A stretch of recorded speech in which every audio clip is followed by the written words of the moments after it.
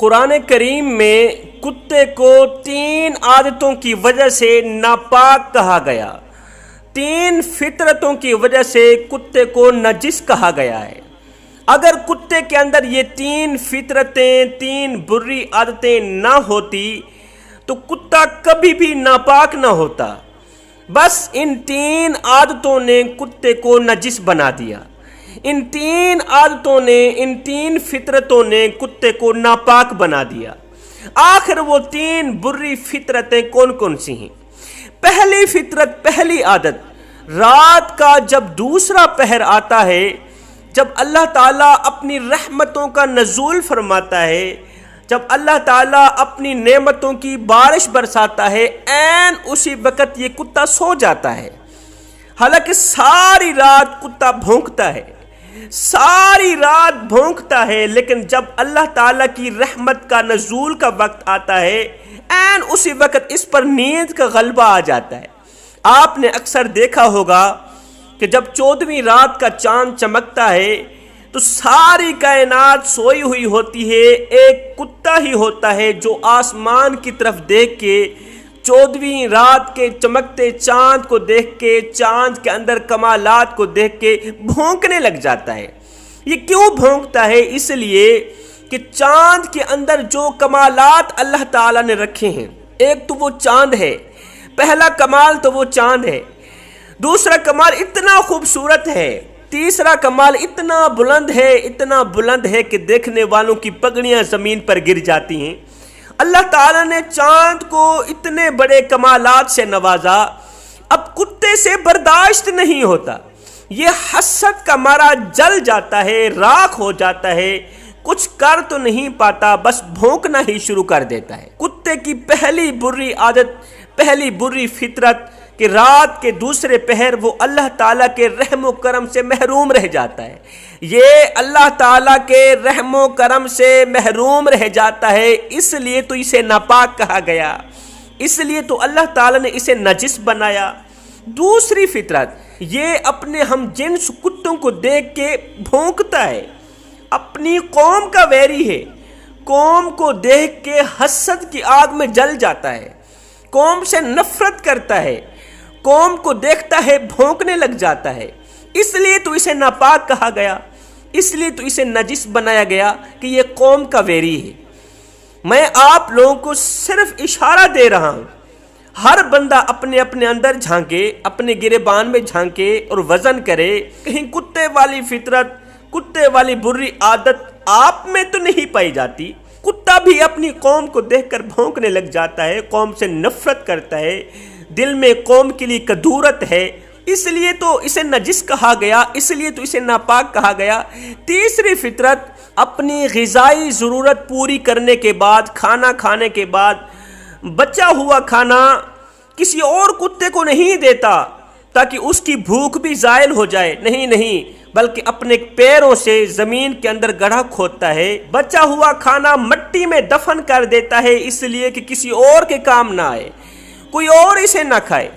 کتا کہتا ہے اس دنیا میں صرف میں ہی رہوں اور کوئی بھی نہ ہو، اس دنیا میں صرف میں ہی کھاؤں اور کوئی نہ کھائے، اس لیے تو یہ دوسروں کو دیکھ کے بھونکتا ہے، اس لیے تو یہ دوسروں کو دیکھ کے حسد کی آگ میں جل جاتا ہے۔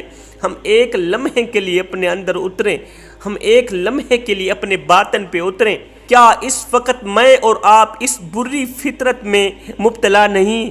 کیا اس وقت میں اور آپ اس بری عادت کا شکار نہیں ہیں کہ ہمارا ساری رات اپنی بے جا مصروفیات میں جاگ کر طلوع آفتاب کے وقت سو جانا، جب اللہ تعالیٰ کی رحمتوں کے نزول کا وقت ہوتا ہے، جب اللہ تعالیٰ کی نعمتوں کی بارش برس رہی ہوتی ہے، عین اسی وقت ہمارا سو جانا، کیا یہ میری اور آپ کی روزانہ کی روٹین کا حصہ نہیں ہے؟ ہم اپنے ہی بہن بھائیوں کو نفرت کی نگاہ سے دیکھتے ہیں، کدورت کی نگاہ سے دیکھتے ہیں، غضب کی نگاہ سے دیکھتے ہیں، ان کے لیے آسانیاں پیدا کرنے کے بجائے مشکلات پیدا کرتے ہیں۔ کیا یہ میری اور آپ کی فطرت کا حصہ نہیں ہے؟ اپنی غذائی ضروریات پورا کرنے کے بعد بقیہ کھانے کو فریج جیسی مشین میں محفوظ کر دینا اور بعد میں ضرورت نہ پڑنے پر ضائع کر دینا، کیا یہ ہمارا روز مرہ کا معمول نہیں ہے؟ ان تمام باتوں کا جواب شاید ہم تمام لوگوں کے پاس نہ ہو۔ بچا ہوا کھانا بھوکھوں کو کھلانے کے بجائے، کسی ایک کی بھوک مٹانے کے بجائے روڑی پہ ڈال کے ضائع کر دیتے ہیں، کیا یہ کتے کی فطرت میں شامل نہیں ہے؟ ہم چاروں طرف نظر دوڑا کر دیکھیں، غربت ہی غربت نظر آتی ہے۔ آج میرے معاشرے کا حال یہ ہے کہ محلے میں رہنے والا غربت کی دلدل میں پھنسنے والے شخص کو اس طرح سمجھا جاتا ہے جیسے کہ اس کے اندر کچھ سب سے بڑا عیب ہے، اس کے اندر دنیا کا سب سے بڑا عیب پایا گیا ہے۔ وہ عیب کون سا ہے؟ وہ عیب غربت ہے۔ بس اسی عیب کو مد نظر رکھتے ہوئے غریب کا کوئی حال نہیں پوچھتا، غریب سے کوئی سلام نہیں کرتا، غریب سے کوئی رشتہ نہیں دیتا، نہ کوئی دیتا ہے نہ ہی کوئی لیتا ہے۔ اسے کتے کی فطرت کی طرح، کتے کی عادت کی طرح حقارت کی نظروں سے دیکھا جاتا ہے۔ اس کی اپنی قوم اس سے نفرت بھری نگاہوں سے دیکھتی ہے۔ جس طرح کتا اپنی قوم کا دشمن ہے، کتا اپنی قوم کا ویری ہے، سیم اسی طرح آج کا انسان بھی قوم کا ویری بن چکا ہے، قوم کا دشمن بن چکا ہے۔ کسی کو اچھا کھاتا دیکھ کر برداشت نہیں کر سکتا۔ کوئی سکون میں کیوں جی رہا ہے؟ کسی کو ایک پل کے لیے سکون کیوں مل گیا؟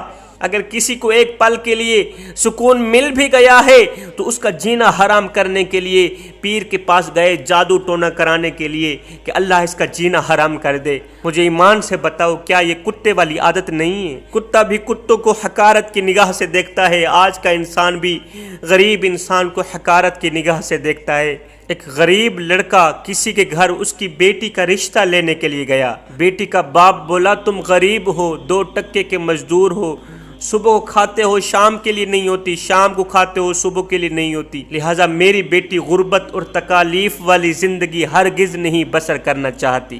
تم غریب ہو، 2 ٹکے کے مزدور ہو، اس لیے میں تمہیں اپنی بیٹی کا رشتہ ہرگز نہیں دینا چاہتا۔ پھر کچھ دن بعد ایسا ہوا کہ ایک بدتمیز، بد کردار، بدمعاش لڑکا اسی لڑکی کا رشتہ لینے کے لیے اس کے باپ کے پاس گیا۔ باپ نے اس بدمعاش لڑکے کی امیری دیکھ کے، اس کے پاس پیسہ دیکھ کے بیٹی کا رشتہ طے کر دیا۔ اس کے بد اخلاق اور بد کردار ہونے کے بارے میں کہا کہ انشاءاللہ اللہ تعالیٰ ضرور اسے ہدایت دے گا، ضرور اسے ہدایت دے گا۔ یہ سن کر بیٹی بولی، ابا حضور، جو خدا ہدایت دے سکتا ہے کیا وہ خدا غریب کو رزق نہیں دے سکتا؟ جو خدا اس بدمعاش اور بد کردار کو ہدایت دے سکتا ہے، وہی خدا اس غریب لڑکے کو امیر بھی بنا سکتا ہے، اس کو بے بہا رزق سے بھی نواز سکتا ہے۔ کیا ان دونوں خداؤں میں کوئی فرق ہے؟ اگر فرق نہیں ہے تو بس خدارا میرا رشتہ اس غریب لڑکے کے ساتھ ہی کر دو، میرا رشتہ اس غریب لڑکے کے ساتھ کر دو۔ وہ مجھے 2 وقت کا کھانا دے نہ دے یہ تو میرا اللہ ہی جانتا ہے، مگر ایک بات ضرور ہے، اس بات کا مجھے پکا یقین ہے، پکا یقین ہے کہ وہ مجھے عزت ضرور دے گا، وہ مجھے مقام ضرور دے گا، وہ مجھے رسپیکٹ ضرور دے گا۔ نیک ہے، 5 وقت کا نمازی ہے، اس کا اٹھنا بیٹھنا میرے اللہ کو پسند ہے، اور ابا حضور تم مجھے ایسے گنہگار کے ہتھیں چڑھا رہے ہو جو اپنی جان کا دشمن ہے، وہ میری جان کی رکھوالی کیسے کر سکتا ہے؟ ہائے اللہ، آج کے ماں باپ کو پتہ نہیں کیا ہو گیا۔ آج کا باپ کہتا ہے جی میرا جو داماد ہے نا وہ ڈاکٹر ہے، میرا داماد انجینئر ہے، وہ ملوں کا مالک، وہ فیکٹریوں کا مالک۔ میں نے کہا او بھائی، آپ کا داماد ڈاکٹر بھی ہے، وہ انجینئر بھی ہے، وہ مالدار بھی ہے، وہ پیسوں والا بھی ہے، وہ سب کچھ ہے، یہ بتا کہ وہ انسان بھی ہے؟ خدا را ہاتھ جوڑ کے عرضی کر رہا ہوں، اپنی اسلام کی مقدس شہزادیوں کو انسانوں کے حوالے کرو۔ وہ مالدار نہیں کوئی بات نہیں، وہ پیسوں والا نہیں کوئی بات نہیں، اس کے حوالے کرو جو تمہیں بھی عزت دے اور تمہاری بیٹی کو بھی عزت دے۔